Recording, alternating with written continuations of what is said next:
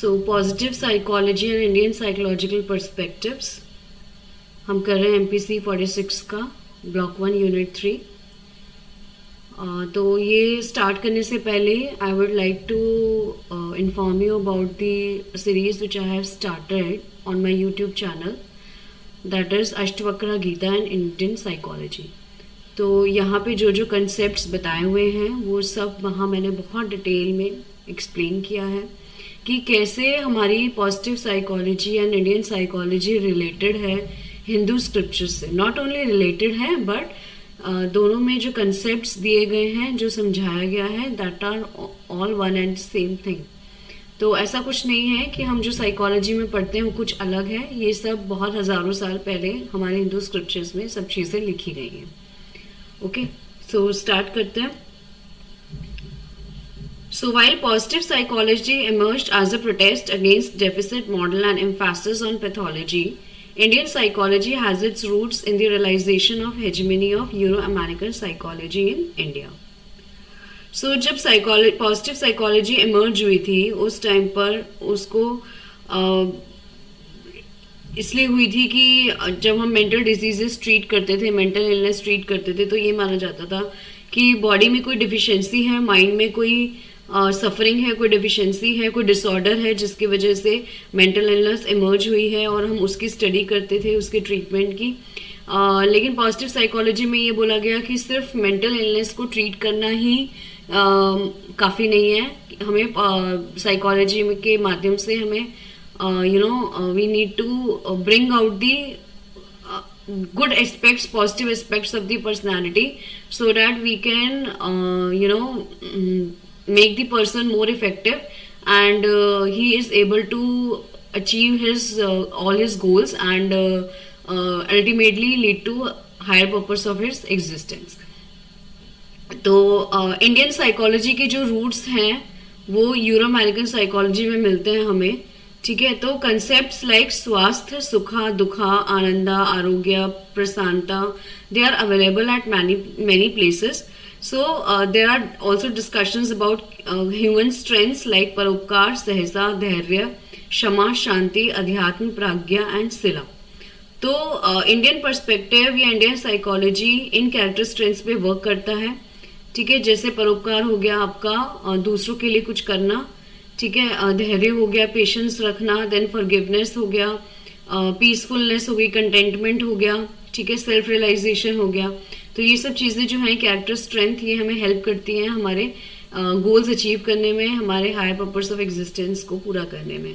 तो Indian perspective on human nature has articulated and integrated way from the position of higher state of consciousness that transcends the limits of ordinary awareness and space-time constraints. So it may be recalled that Upanishads considered happiness as a state that is intrinsic to human nature itself and reflected in profound conceptualization of transcendental divine as existence, consciousness, bliss. तो देखिए इसमें एक बात की गई है higher state of consciousness की।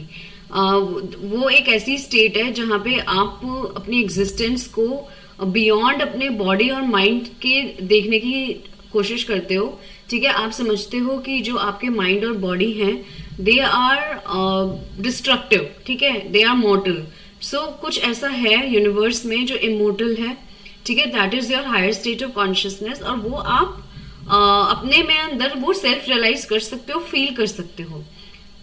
ठीक है, और आप ये भी समझते हो कि जो हमारी माइंड और बॉडी है वो स्पेस टाइम कंस्ट्रेंट्स के अंदर आती है। ठीक है, बिकॉज जब हमारा बर्थ होता है तो हम इस यूनिवर्स में एक पर्टिकुलर टाइम पीरियड के लिए स्पेस ऑक्यूपाई करते हैं।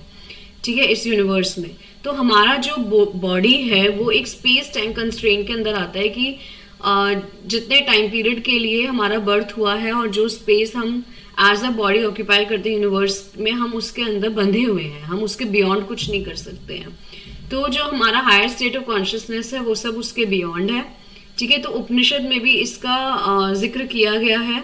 ठीक है, तो एक बहुत इंपॉर्टेंट वर्स है सत चित आनंद, जो बताता है सत्य इज एग्जिस्टेंस, चित्त is consciousness and Ananda is bliss.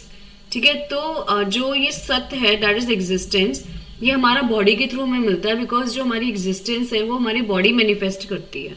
ठीक है, हमारी बॉडी ही ऐसा प्रूफ है हमारे यूनिवर्स में होने का। तो सत्य इज एग्जिस्टेंस, ठीक है, और चित्त इज कॉन्शियसनेस। और ये एग्जिस्टेंस हमारी कहाँ से आती है? कॉन्शियसनेस की फॉर्म से आती है, right. And bliss is Anand, that is the happiness state. तो ये बताने की कोशिश की गई है इसमें कि आपकी जो एग्जिस्टेंस है वो in general by nature it is happy and peaceful. Okay, so in contrast the Buddhist tradition dealt with suffering. तो जो उपनिषद थे वो ये कहते थे कि हमारी जो ह्यूमन नेचर इंटरनल है, इंट्रिंसिक है, वो हैप्पी है। ठीक है, और जितने भी हमारे नेगेटिव इमोशंस या थॉट्स आते हैं वो हमारी बॉडी में आते हैं। जो हम दुखी होते हैं, जो सफरिंग होती है वो बॉडी में होती है, बट हम as consciousness, as basic nature we are happy. लेकिन बुद्धिस्ट ट्रेडिशन में सफरिंग की बात की गई है। ठीक है, higher state of consciousness leads to state of joyful equanimity. तो इक्वानिमिटी की बात यहाँ पे इसलिए की गई है बिकॉज ऐसा बोला जाता है कि चाहे कितना भी हैप्पी कंडीशन हो लाइफ की या बहुत सैड कंडीशन हो, आपको दोनों में एक जैसा बैलेंस बना के रखना है, काम रहना है। तो वो जो एक स्टेट होती है वो एक परमानेंट होती है वो स्टेट।